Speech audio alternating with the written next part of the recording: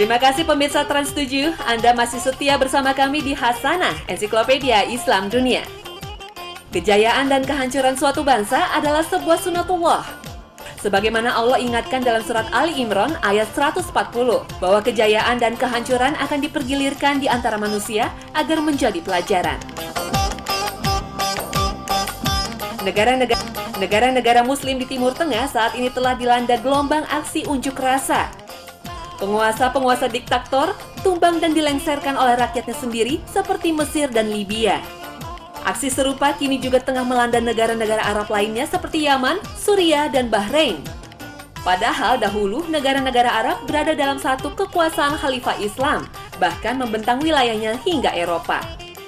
Inilah kejayaan peradaban Islam yang dimulai pada masa Nabi Muhammad, kemudian dilanjutkan oleh para Khalifatur Rasyidin hingga kekuasaan Islam di bawah dinasti kerajaan, yaitu Bani Umayyah dan Bani Abbasiyah.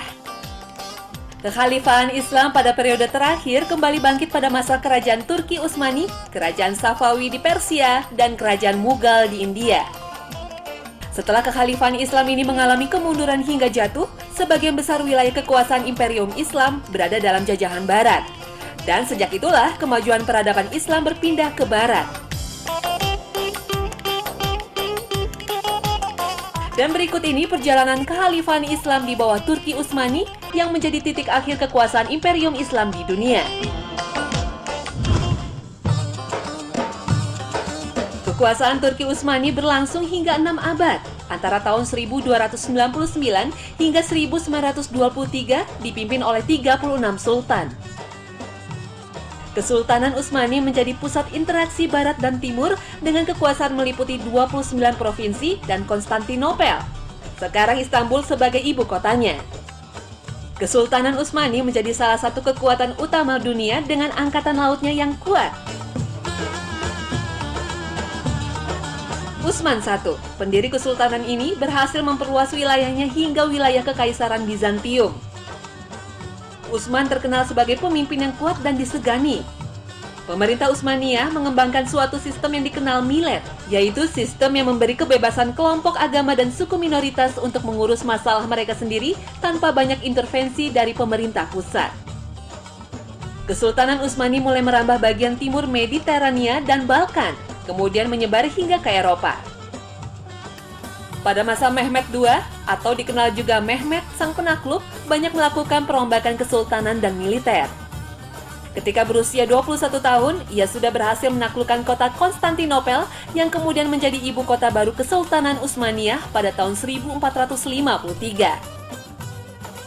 Kesultanan Utsmaniyah berada pada masa kejayaan di bawah Sultan Selim pada tahun 1512 hingga 1520. Dan dilanjutkan oleh pewarisnya Sulaiman yang Agung. Sulaiman berhasil menaklukkan kerajaan Hongaria dan beberapa wilayah di Eropa Tengah. Sepeninggal Sulaiman, wilayah kekuasaan Utsmaniyah banyak yang menghilang. Munculnya beberapa kerajaan di Eropa Barat memperlemah kekuasaan sultan baik di bidang politik maupun ekonomi. Bahkan teknologi militer kerajaan Eropa berkembang lebih maju daripada Utsmaniyah.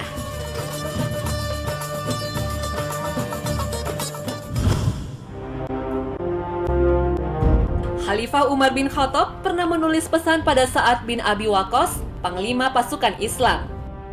Sesungguhnya kami memerintahkan kepadamu dan kepada seluruh pasukan yang kamu pimpin agar bertakwa dalam segala keadaan, karena takwa kepada Allah merupakan seutama-utamanya persiapan dan strategi paling kuat dalam menghadapi pertempuran. Hancurnya dinasti-dinasti Islam dikarenakan pemerintah dipimpin oleh penguasa yang hidup bermewah-mewah. Hilangnya ruh jihad yang dimiliki pasukan Islam ikut memperlemah kekuatan pasukan. Muncul paham nasionalisme yang diusung Mustafa Kemal Pasha membuat Khalifah Utsmani makin tersingkir. Sementara kelompok nasionalis mendapat dukungan dari rakyat. Inilah peluang yang dimanfaatkan Mustafa Kemal Pasha untuk mendirikan Dewan Perwakilan Nasional dan menobatkan dirinya sebagai ketua. Sehingga terjadi dualisme pemerintahan, yaitu pemerintahan Khalifah di Istanbul dan pemerintahan Dewan Perwakilan Nasional di Ankara. Melalui dewan inilah ia mengusulkan pemisahan antara khalifah dan pemerintahan. Puncaknya saat Mustafa Kemal terpilih menjadi ketua parlemen, ia mengumumkan kebijakannya mengubah sistem khalifah dan republik yang dipimpin oleh seorang presiden. Mustafa Kemal Pasha terpilih sebagai presiden pertama di Turki pada 29 November 1923. Upaya untuk membubarkan kekhalifahan Islam terus dilakukan dengan membuat taktik politik. Siapapun yang menentang sistem republik akan dianggap sebagai pengkhianat bangsa, kemudian merusak citra khalifah sebagai sekutu asing. Dalam sidang Dewan Perwakilan Nasional pada 3 Maret 1924, Mustafa Kemal memecat khalifah dan membubarkan sistem khalifah serta menghapuskan sistem Islam dari negara ini. Momentum inilah yang disebut-sebut sebagai puncak revolusi politik yang dibawa Mustafa Kemal, sekaligus titik akhir dari kekhalifahan Islam.